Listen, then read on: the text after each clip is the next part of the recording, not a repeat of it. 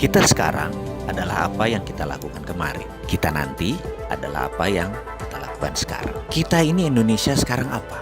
Faktanya kita terpecah dua karena politik. Kita sekarang apa? Defisit neraca perdagangan kita terburuk tekornya sepanjang sejarah. Kita sekarang apa? Krakatau Steel bangkrut di tengah pembangunan terbesar yang Indonesia pernah lakukan. Kita sekarang apa? Pembukuan Garuda dibilang untung karena melakukan smart accounting atau financial engineering ya. Nggak tahu lah saya, pokoknya gitu deh. Bayangkan, duopoli Garuda Group dan Lion Air Group menguasai airline Indonesia. Kok malah membuat Garuda nggak untung? Kenapa? Harga naik, tiket saja kementerian yang sudah 6 bulan berusaha menurunkan nggak bisa apa-apa tuh. Kementerian kerjanya apa ya? Kembali lagi, kita sekarang apa? Pertamina turun untungnya. Kita sekarang apa? PLN juga harus melakukan pembukuan kreatif agar terlihat bagus. Bahkan ada isu subsidi itu dibilang pendapatan. Oleh karena itu PLN jadi terlihat bagus rekeningnya. Ya wis lah, sakarepmu, wahai para pengelola profesional BUMN tersebut. Toh rakyat juga nggak ngerti. Kita lanjut. Mengapa kita bicara yang negatif semua di awal-awal video ini? Ini mungkin karena filosofi kejawaan saya yang dari dulu selalu diingatkan. Berbuat baik itu wayahe ngono. Memang seharusnya, dan jangan harap pujian atau jangan harap dilihat. Tapi kalau keburukan, ya wayahe dikamplengi. Dikamplengi itu diperingatkan dengan keras. Bagaimana cara ngamplengi? Ya kita tirulah bapak bangsa kita yang sering menggunakan filosofi Jawa dulu, Pak Harto, Pak Karno. Karena setelah ngamplengi, mereka biasanya nyangoni. Setelah memperingatkan dengan keras, orang tersebut diberi oleh-oleh. Jadi kalau dikamplengi dengan hal negatif, itu nggak ada niatan buruk. Karena solusinya pasti kita berikan. Begitu juga dalam narasi ini. Jadi ke depan Indonesia bagaimana? Kalau kita tidak mengubah cara berpikir kita, maka akan ketebak apa yang akan terjadi ke depan. Alias, jadi kalau kita masih begini juga, ya persis kayak beberapa tahun yang lalu ya, ke depan kita akan begitu. Rupiah akan melemah, jadi 15.000 di tahun 2020, mungkin jadi 16.500 di tahun 2021. Defisit terus menjadi membesar, ekspor turun, impor menambah besar, uang diketatkan karena harus melakukan quantitative tightening, strategi keuangan negaranya pakai tight money policy. Ini membuat ekonomi malah tidak produktif. Walau inflasinya rendah, pengangguran menjadi naik, tidak terserap. Baik mereka yang swasta, tidak ada pendanaan untuk mendanai bisnis-bisnis mereka. Bagaimana tenaga kerja bisa diangkat? Bursa saham mungkin akan di level sini-sini saja karena tidak menarik pergerakan.